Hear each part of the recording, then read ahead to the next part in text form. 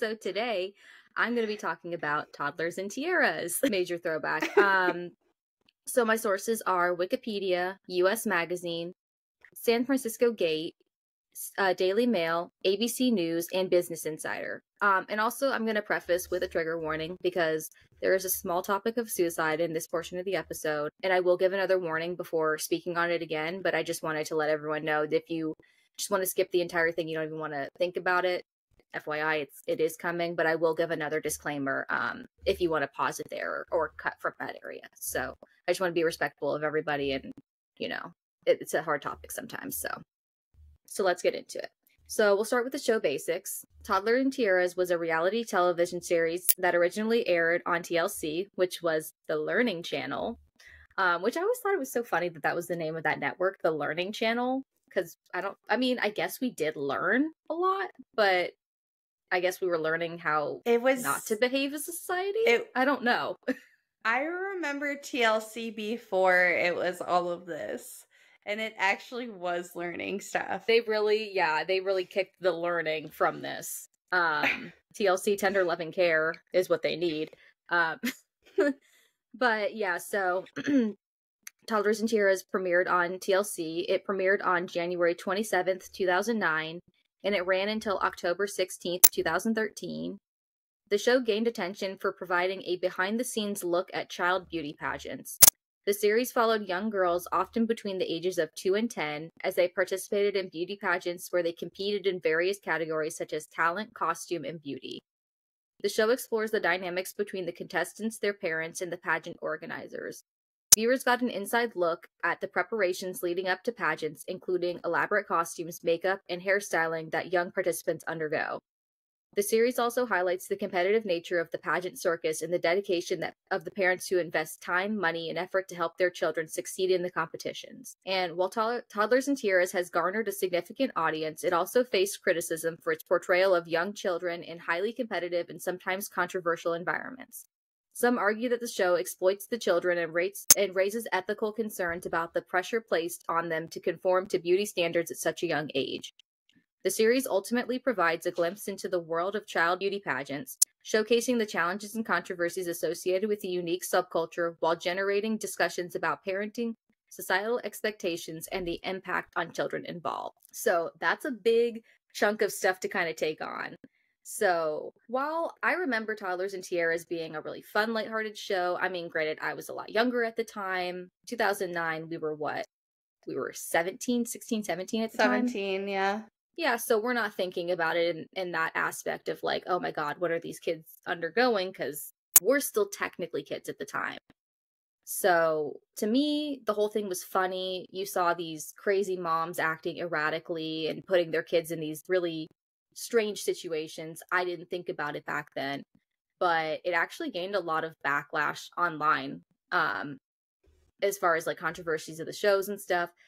There were a bunch of different controversies that kind of went on throughout the series, but I would say like there were a few main ones, and the main controversy I would say is like how they treated kids as adults, basically. Like anything that they kind of put them into is, you're no longer 2, you're a full-grown adult, which is insane to me. How can you tell a 2-year-old like act up accordingly? You can't even tell me that, and I'm almost 32. But yeah, critics argued that subjecting children to the pressures and competitive nature of beauty pageants at such a young age could have negative effects on their development, which I don't see how it couldn't, honestly. I can't imagine. But the show, it featured young contestants wearing elaborate and sometimes age-inappropriate costumes and participating in themes that sometimes viewers found disturbing.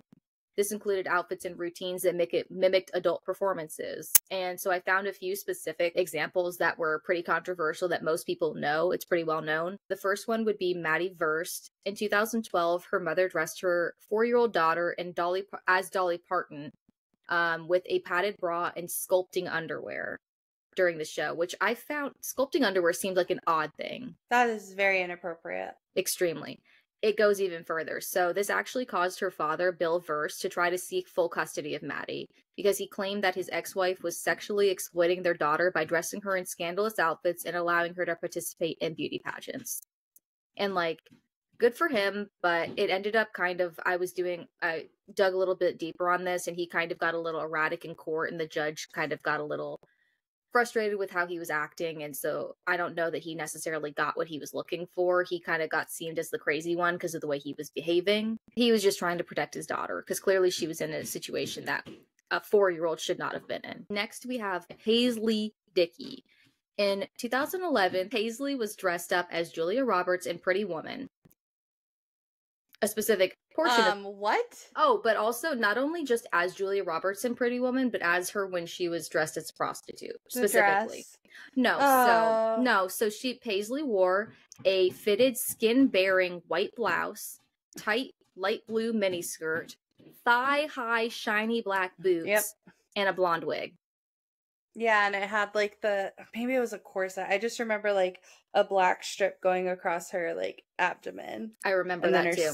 Oh, really? Oh yeah. That's like a funny Halloween costume for a grown woman, not a pageant outfit for a little girl. 3 years old she was. Yeah. So this obviously sparked major backlash, as we're horrified by it. I can't imagine what parents were thinking at this time. Yeah. But her mother... I wasn't even allowed to watch that. Sorry to interrupt, but like... No, yeah. I watched that movie for the first time maybe 2 years ago because I was not allowed to watch that as a kid. I still haven't seen it. It's a good movie to watch as an adult. I think you'll really like it. Okay. But I can understand why I was not allowed to watch it as a child. Yeah, there's clearly adult like things that are happening in this movie that are not meant for children. So like chill out, lady. Yeah. You're so crazy. But yeah, so anyway, her mother actually, Wendy Dickey, didn't seem to mind the controversy. And she actually had an interview with Good Morning America where she stated the whole idea was for people to see the comedy behind it. It's like when you take your children to a kid's movie. There's always adult humor that the parents get about that the children don't get, and that's what it was about. Yeah, it's not funny, ma'am. That was never funny. Yeah, so that's wild. And then to round out dressing daughters in obviously ridiculous outfits, I'm sure there were more, but these are the main controversial ones, was a girl named Destiny. And during her time on the show, her mother, Lisa Christian, dressed her as Sandy from Grease, equipped with a candy cigarette and all. Just as it was time for Destiny to perform, Lisa tells her daughter, don't forget to smoke, before sending her on stage. Lisa claimed that the cigarette was crucial as it brought the whole outfit together and really showed the tough girl character. And I say eye roll. You could have done without the cigarette. I get, like, it does really bring the outfit, but people know what you were going for. She definitely wasn't. Or they could have had her like pretend to put it out like she does right before they start singing. Yeah. So instead like of smoking it. Exactly. There was no reason. And yeah, of the three, this was probably the tamest one, but still by far putting her in a clearly adult situation that like she doesn't need to be in. And teaching her smoking is okay. You're also telling how old was she? I think she was like 3 or 4. Telling your 3 or 4-year-old smoking is cool. Yeah. That's cool. Great. Not cool. So another huge controversy on the show was the way that parents kept their kids' energy up during the pageants. Basically, kids were given lots of sugar and caffeine before they went on stage so that when they went on to perform, they had lots of energy because of the sudden sugar rush. A lot of parents masked the drinks with different names like magic juice or something equally appealing so that kids wanted to drink it. And I mean, as a kid, I really don't think it took much to make these kids drink this drink. I think as children, we loved sugar. I think we were deprived of it for the most part because they knew this is what would happen to us. So if you're funneling it into the kid, they're going to take it. First and probably most notable is going to be June Thompson, aka Mama June, who gave Honey Boo Boo, aka Alana Thompson, something called go-go juice. And it's funny because before I even started any of my research, go-go juice was the first thing that I remembered about Toddlers and Tiaras. And that was what I wrote down. I wrote go-go juice. Wasn't finding it at first, and I found something else first, and then I was like, oh, go-go juice. It was Honey Boo Boo. So, if I unlocked any memories for anybody, go-go juice was hell on wheels, in my opinion. It was Mountain Dew and Red Bull mixed together. Oh my goodness. Oh, yeah. Oh, yeah. I can feel... That's like a heart attack waiting to happen. It's so funny, because I wrote in my notes, I said, I can feel the heart palpitations just thinking about this. Yeah. I could never. I can't even drink Red Bull by itself now half the time. And then she also had something called pageant crack, which was basically just a bunch of pixie sticks. For those who don't know what a pixie stick is, if I'm pretty sure they're still around. It's just powdered sugar, but it's flavored. We used to do obnoxious things with the pixie sticks back in the day. Do you remember when kids would snort them? Freaking idiots. I don't think I ever saw those being snorted, but you just unlocked a memory from senior year. This girl, of course, we were taking a communications class, but it was with our health teacher, like the health teacher. Yeah. So she's already taught us like about every drug in the book, right? Mm-hmm. So as a joke, this girl snorted a line of Fun Dip, and it went in blue and it came out green. Ew. Yeah, Fun Dip was just as bad. Ew. I think they're both Wonka candy, so that's basically the same thing. It probably was just pixie stick just put in there, and then they just gave you a little fun stick dip. That's what I always thought it was. Yeah, so it probably is. But honestly, but pixie sticks, I remember them from back in the day. I didn't even eat them that often because it's just pure sugar. I didn't want to eat pure sugar. I wanted candy. Yeah. It wasn't as fun for me. But yeah, so pageant crack was another thing that Honey Boo Boo was taking before she would go on stage, and it was honestly less uncommon. If you pan back to watching any of these episodes, I remember pretty vividly there were like cups around everywhere, and it would just have it would look like straws, but if you would look in, it was actually pixie sticks just in cups with a bunch of different flavors, so people could just like grab them and give them to the kids because it was so common. That is insane. 2-year-olds, you're giving them pure sugar. I can't even imagine what that does to it. I don't even want to get into the dental of it, let alone just the body damage. That's what I'm saying. Mountain Dew. I didn't even think about the teeth. I was thinking about like your bloodstream. That too. So yeah, so that was Honey Boo Boo, and that was what she was doing for her kind of caffeine take for when she would go on stage. Next was another notable one was Tori Hensley, and she made something called Tinker Tea, which was a mix of Mountain Dew, sweet tea, and pixie sticks. So she combined it all. And she was from Texas. That's where we get the sweet tea. She was filmed giving her 2-year-old. Oh yeah. Welcome to Texas, baby. Yeah, she was filmed giving this to her 2-year-old daughter, which, okay, we get it. That's what's happening on the show. Controversial. It gets a little bit better. These moms are unhinged. She, at one point, even tried to market this drink to the masses. She wanted to sell this drink to people. Wow. You can't do that, though, because Mountain Dew is patented. Yeah, exactly. But she also wanted to sell it to the masses, but she wanted to specifically sell it as like a pageant drink for like for going on stage, which again, I don't know. Where's the correlation? Lady's insane. Honestly, it's giving me when Corey on That's So Raven was selling the soda in the milk cartons. Yes. Do you remember that? Yes. That's what it's reminding me of. Oh my god, you're so right. That's so funny. She's crazy. I don't know.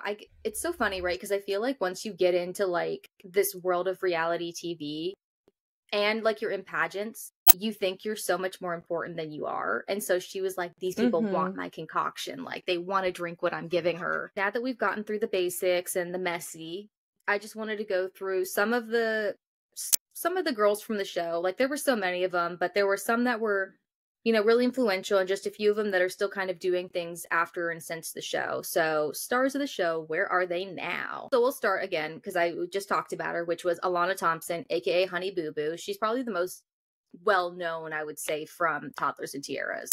She appeared on Toddlers and Tiaras in 2011, and then from there she got her spinoff, Here Comes Honey Boo Boo, which ran from August of 2012 to August of 2014. She also competed in Dancing with the Stars Junior, and she was eliminated after her 4th week on the show. And just as an update, as of 2019, Alana has now since moved in with her sister, Pumpkin, aka Lauren. They always had such funny names for them. Pumpkin and Honey Boo Boo, and that was cracked me up.